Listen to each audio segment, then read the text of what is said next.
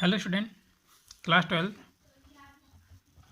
physics and chapter name is dynamic of uniform circular motions, and our most important topic is bending of a cyclist. It is a example of circular motions. Uniform circular motions are circular motions. Example of circular motions की examples हमारे पास यहाँ पे important topics bending of a cyclist, bending of a cyclist that means cyclist जो cycle सवार है उसका मुड़ करके चलना। कोई भी यहाँ जैसे हमारे पास कोई रोड है और रोड पे हमारे पास टर्न आती है, टर्न्स तो हम उस टर्न्स की डायरेक्शंस पे हम थोड़ा सा क्या होता है बैंड होकर के चलते हैं। देन ऐसा क्यों और हाउ स्पीड्स, कितना स्पीड से चलना होता है जिससे वो हमें स्पेशली एंगल्स प्रोवाइड हो और जिससे हम उसको आसानी से इजीली उसको पार कर सकें। Then when a cyclist take a turn on the road, when a cyclist, suppose we have a cyclist, look at this figure.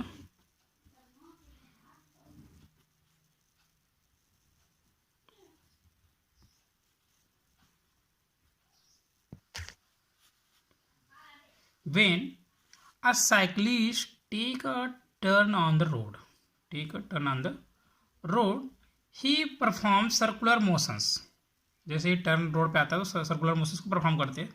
For circular motions centripetal force is required, इस पर एक सेंट्रिपिटल फोर्स भी इसमें required होती है। Therefore he leans और bends towards the centre of the circular paths, तो क्या करता है सर्कुलर पथ्स के डायरेक्शन पे वो बेंड होकर के चलता है। सपोज यहाँ पे एक सर्कुलर ऐसा रोड्स है, सर्कुलर रोड्स, देन यहाँ पे सर्कुलर पथ्स पे वो बेंडिंग होकर के यहाँ पे झुक करके चलता है। Let a cyclist of total mass is small m is a total mass, including mass of cycle ना, cycles with cycles इसकी जो mass है वो small m है।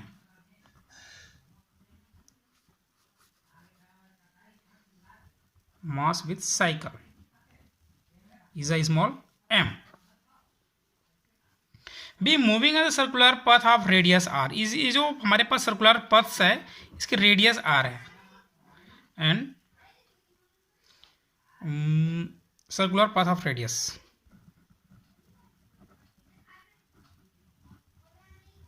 path of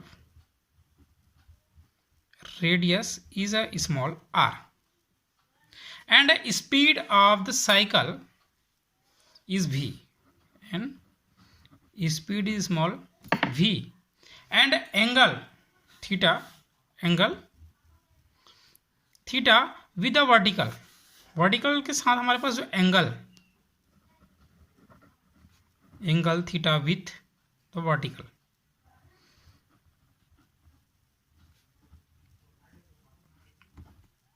vertical then the force acting on the systems, इस systems पे हमारे पास जो फोर्सेस है, we have an two types forces. First weight mg of the system acting vertically downward at the center of gravity, इसकी जो एक force हमारे पास mg है, mg of the system acting vertically downwards directions पे हमारे पास एक forces लग रही है at the center of the gravity, where small g is a acceleration due to gravity. And second force, normal reactions capital R. It is a normal reactions capital R of the ground which makes angle theta with the vertical, जो हमारे पास theta angles vertical के साथ theta angles provide करते हैं यहाँ पे बना हुआ है। नाउ नॉर्मल रिएक्शंस, जो हमारे पास normal reactions are can be resolve into two rectangular components, it has two rectangular components. First is a r cos theta and second is a r sin theta. हमारे पास regular normal reactions आ रहे हैं, उसके two components है.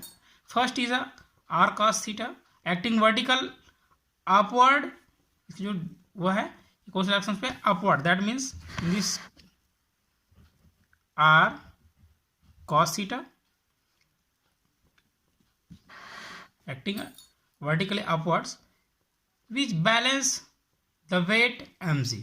जो ये जो इक्वल है cos थीटा वो mg के इक्वल है in balance conditions. And second r sin theta directed toward the centre of the circular पथ की डायरेक्शंस पे है and provide necessary centripetal forces. That means ये जो हमारे पास r sin थीटा है वो सेंट्रिपिटल फोर्स प्रोवाइड करता है. That means r sin theta that is equal to mv square upon r is centripetal force. It is provide to centripetal forces. That means we can write so first is a r cos theta that is equal to mg in a balanced condition and second is a r sin theta that is equal to mv square upon r. This is equation number first and this is equation number 2. Dividing equation 2 by equation number 1. Now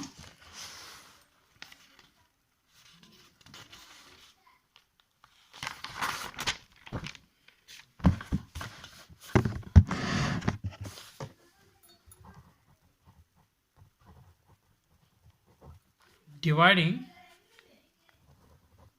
equation 2 by equation number 1. Equation 2 is a r sin theta that is equal to mv square upon r, where v is a speed of the cycle and r is a radius of the circular paths and m is a mass with cycles of the cyclists. And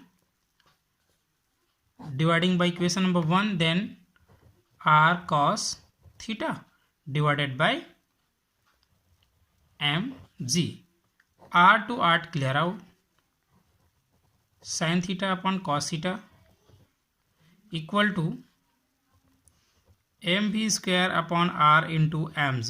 Then m to m clear out. Then we know that sin theta upon cos theta that is equal to tan theta by the trigonometry formula, and in the right side v square upon rg. Then cross multiply, then we have rg tan theta that is equal to v square r v square that is equal to rg tan theta and v that is equal to under root rg tan theta. This is our required equations are in these equations. To cross a turn safely theta should be small. Theta का जो value है वो बहुत ही small होना चाहिए, इससे वो आसानी से उसको पार कर सके, सेफली वहाँ से टर्न्स कर सके.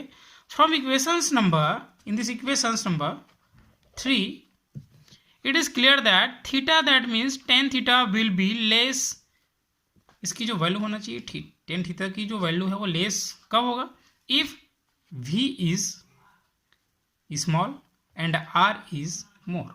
यदि रेडियस बड़ा रेडियस है तो भी हमारे पास एंगल्स वहाँ पे कम मिलेगा.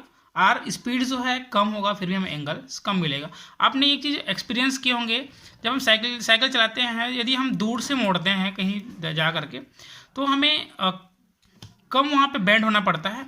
बट यदि हम सडनली स्पीड मोड़ते हैं तो हम बहुत ज़्यादा झुक जाते हैं, या बाइक में हो या साइकिल पे हो. तो हमें सेफली क्रॉस करने के लिए, टर्न्स को क्रॉस करने के लिए थीटा की जो वैल्यू है वो कम होना चाहिए. इसके लिए हमें या तो बड़ा वाला बिग रेडियस का हमें पथ वहाँ पे अपने को चुनना पड़ेगा, चॉइस करना पड़ेगा और अपनी स्पीड्स को कम करना पड़ेगा। जो हमें एक एक्सपीरियंस है हमारे डेली लाइफ पे, हम जब भी कोई भी सर्कुलर पथ्स को या मोड़ पे जब जाते हैं तो अपने स्पीड्स कम कर लेते हैं ताकि आसानी से सेफली हम उसको क्रॉस कर सकें।